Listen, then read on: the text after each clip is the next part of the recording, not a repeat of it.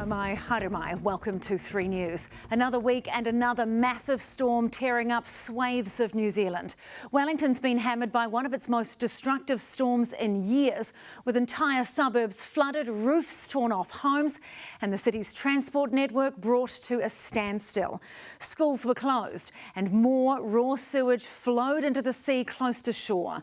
5 other regions have declared states of emergency, and in Taihape, 20 vehicles stranded by a mudslide have now been cleared.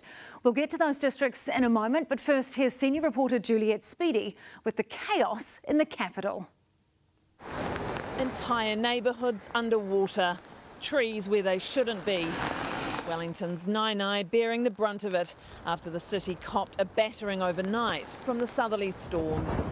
Roofs were blown clean off houses. Just gone past 3 a.m. I think we're up to call 19. We've saved quite a few roofs, property, but we've lost one, which was pretty hard to watch.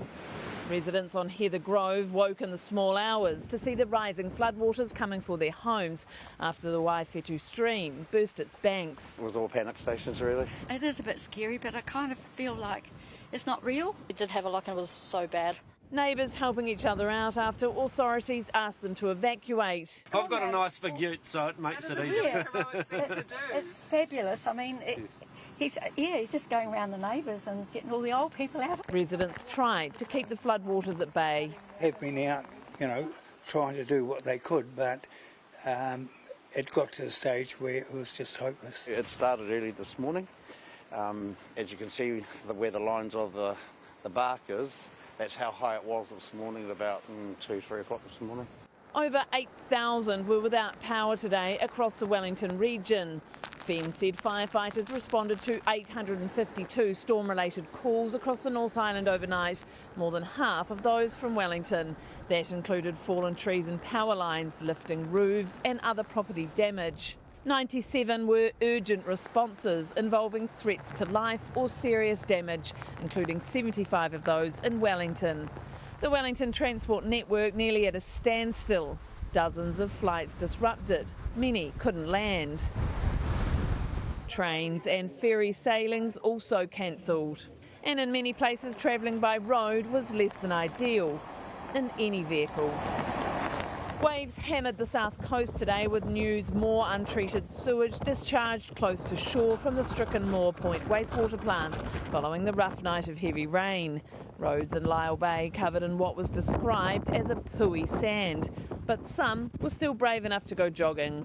Free speed, you don't have to run as fast. It's pretty scary in my opinion. I don't know, you get a little boost when you run and then it feels like you're running down a hill or something. And many other parts aren't escaping this storm either. The Met Service has warnings in place for heavy rain and severe gales for the northern, eastern and central parts of the North Island, as well as Marlborough, North Canterbury and the Chatham Islands. And 5 areas of the North Island are currently under states of emergency. Well, Greater Wellington's having a hard time at the moment.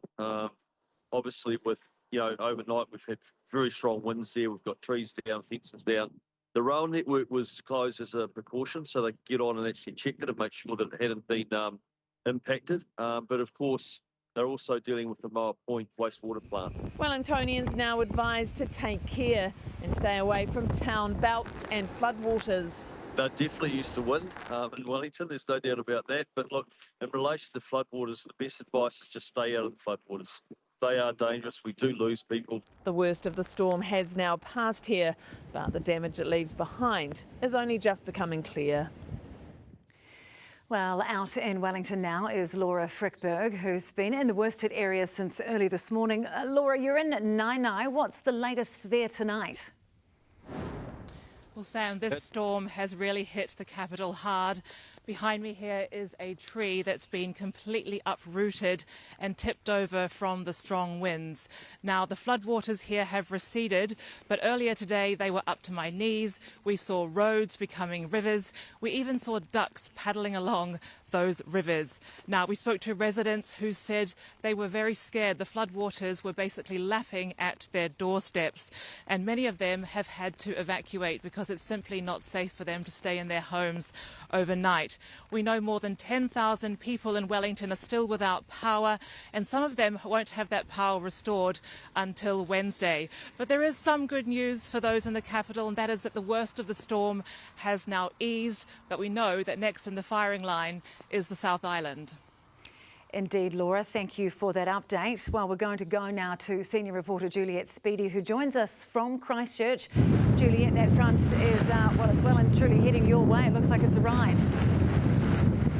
It certainly has, Sam. It is absolutely hammering down with strong winds. It's been raining in Christchurch and surrounding parts of Canterbury all night last night, all through today, and it is coming in thicker and faster all night tonight. There are warnings and watches in place for this area and surrounds right through until 6 o'clock. Tomorrow night, they're particularly worried about Banks Peninsula, which is that little area that juts out of the east coast of the South Island. That catches the worst of the rain and the wind, so they're very worried about flooding and slips, which could eventuate overnight tonight. Now, we're here in Corsair Bay, where, as I say, it's very wild, and you'll see there's a ketch that's already looks to have snapped off its moorings and blown into the rocks there. It is being absolutely destroyed against those rocks. We've had other boaties down here I was talking with just a few moments ago. They're all coming down to check on their boats, really worried about the conditions here, and they are set to get worse. So after that wild night in Wellington, it looks to be a wild night ahead here in Canterbury. OK, well, hunker down and stay dry. Juliet, thank you for that update. Wellington may have been given a huge wallop by the storms, but it definitely wasn't the only region feeling the pain. 5 other districts are under states of emergency. Aotearoa and Waipa were the first to declare on Saturday. Tararua came on board yesterday afternoon, and now following suit, Manawatu, Whanganui and Rangitikei, where in the Taihape area, a farmer with a tractor has cleared a path through a mudslide for 20 stranded motorists. Ava Whitworth has more. Motorists were trying to get from A to B before highways were shut, but from Taranaki through Manawatu, Whanganui and into Wairarapa, the clean-up is underway. State Highway 4 is shut between Whanganui and Raitihi, blocked by flooding and fallen trees. In rural communities, the concern is who might be cut off. Red Cross and the emergency management teams have been knocking on doors, particularly around our rural areas. But Wanganui's, the vast majority of our district is rural, so and that's where people are can be isolated and where most of the issues generally happen. In Okoia Valley outside Whanganui, swollen waterways have pushed into farmland more used to dodging a bullet. Since we've been down here, we came down from the Waikato, since we've been down here, this will be the worst one that we've had so far. I left here at 7 o'clock this morning to go and do my delivery run of our milk, and it was pretty bad. Extra power crews have been deployed to all affected districts as gale force winds slow restoration to the thousands of homes without power. But beyond the fallen trees and flooded roads, there is a heavier toll building. Over the last 3 weeks, we've now lost 11 of our people. Everyone feels it, without a doubt. But the minister still remains happy with how the country's responded. No, it's tough. I know that we've sort of been in the cycle of being hit with these weather events, but overall, we should be really proud at how we respond. As this system shifts towards Kaikoura and Banks Peninsula, preparations are ramping up there, while here, communities begin another recovery. Heather Keats from Met Service joins us now. Kia ora, Heather. So has this played out the way that you expected it would? Yeah, it was a pretty impactful storm, and we knew it was going to be impactful, but there was a lot of uncertainty about it. So we've been communicating the uncertainty since the end of last week.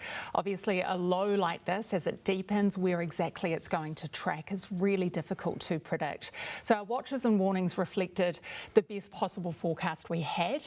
As that storm came in yesterday afternoon and into the evening, it did track a little bit further south than what we expected, which is why we saw the impacts we did in Wellington. The capital and the wider Wellington region saw a lot of wind. What did those gusts get up to? Yeah, it was the strongest winds they've had since June 2013. So we're talking gusts at Mount Kaukau, which is an elevated and exposed spot, but still in Wellington, 193 kilometres an hour.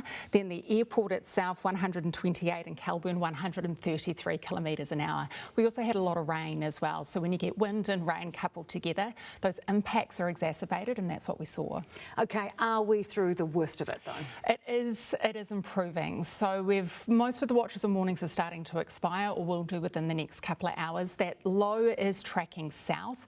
With it, it is going to flick more rain back over to the South Island. There will still be some strong winds tonight. No red warnings are in play, a couple of orange warnings left. Things are improving, which is good news. OK, and if you just break it down for us, who specifically is in the firing line? Yeah, so we've still got some watches and warnings in place. Our focus shifts to Dunedin tomorrow and also for Canterbury. So as that low moves down and flicks those rain bands back over, there will still be some heavy rain. So up until tomorrow night, we're still going to see some of those impacts. Dunedin has a much lower threshold than most of the other country because they can't cope with that much water. So we're watching that really closely tomorrow. Right, we'll keep an eye on it. Heather Keats there from Met Service. Thanks so much. Right, let's bring Imo in now, and you've got details on total rainfalls and wind gusts overnight. I do, Sam. Heather mentioned some of them just before, mentioned how windy it got in Wellington. Well, here's how windy it got in other areas overnight. At 7 a.m, gusts of 240 k's were recorded at Cape Turnagain in the Wairarapa, 146 k's at Mahia Peninsula and 112 k's along the Desert Road. Now, in terms of rainfall, the Wairarapa once again knocks it out the park, a whopping 256 mils recorded overnight, 121 in Wainui and then 101 around the Tararuas. We've still got some watches and warnings in place now into tomorrow. I'll have those details for you after sport.